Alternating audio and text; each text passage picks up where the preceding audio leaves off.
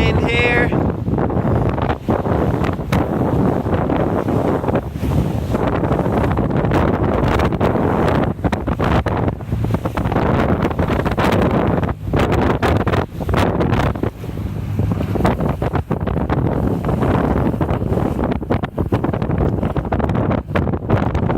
So you can see what's happening is if we look at Finn's rudder.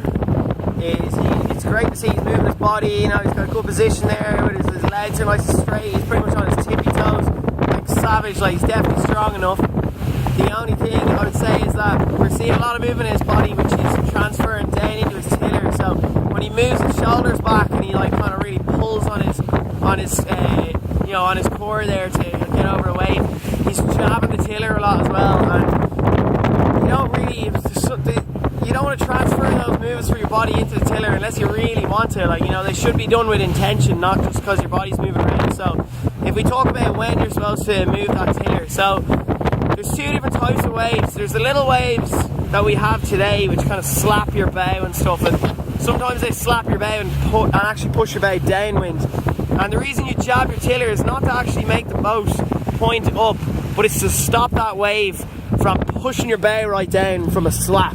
So that's why you put a little jab in your tiller. It's just to actually keep your boat maintaining in the line it's going in, not to let the wave push you down real quick like that. Now then there's another way of, you know, sailing with your tiller is if you've got a big swell, it like comes in from a south down here sometimes, you get these huge like 2 to 3 meter waves. If you're at the right angle to them, in like, you know, sometimes the wind can be a little bit off on the angle of the waves, you can really use the movement of your boat and the movement of your tiller to push up the wave and try and even get lee bait and picked up a lane, or the other one is like, you know, you're pointing up going into the wave and you get to the top of the wave, then you're actually slightly pinching, and that's good because it means that you're slightly pinching at the top of the wave where there's more breeze, and then all of a sudden when you start going down the wave you kind of pull the tiller towards you to kind of ride down the back of the wave, and that's where there's a little less breeze, so you're okay to be more side on to the wind.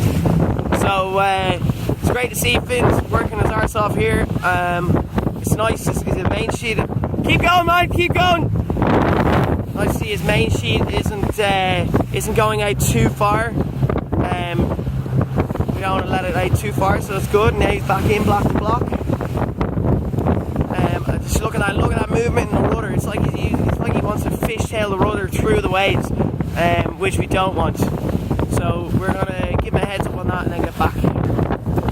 And we're back. So we gave him a heads up there, basically saying that it's great that he's working his ass off, but that we want to see. It's great, like you're totally able to use your shoulders. I really want to see him using his shoulders and like really pumping his body through those waves. That's great, but not to transfer that into his rudder and to actually keep his rudder pretty straight, because these waves aren't even really slapping his bow down too much. Like, you know, land is just over there, so these waves are pretty small. So we want him.